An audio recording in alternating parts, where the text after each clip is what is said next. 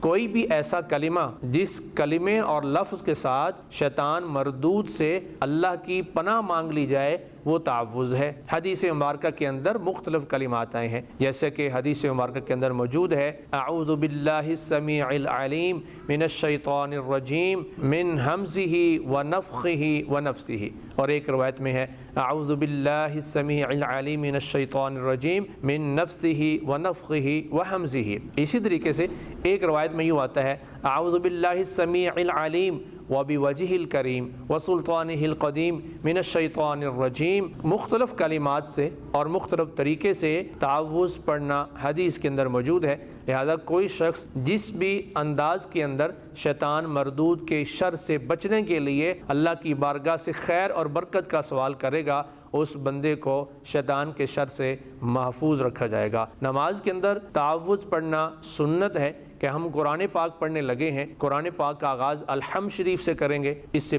قبل شیطان سے پہلے پناہ مانگیں گے، پھر اللہ کے بابرکت نام سے شروع کریں گے۔ اس لیے مسلمان جب نماز پڑھتا ہے ثنا پڑھنے کے بعد پہلی رکعت میں اعوذ باللہ من الشیطان الرجیم بسم اللہ الرحمن الرحیم یہ پڑھتا ہے۔ سوال یہ ہے کیا سورۃ فاتحہ تو ہر رکعت میں پڑھی جاتی ہے، تو کیا ہر رکعت میں اعوذ باللہ پڑھیں گے؟ جواب یہ ہے ہر رکعت میں اعوذ باللہ پڑھنے کی ضرورت نہیں ہے، پہلی رکعت میں ہی اعوذ باللہ من الشیطان الرجیم پڑھ لیا تو یہ کافی ہو جائے گا۔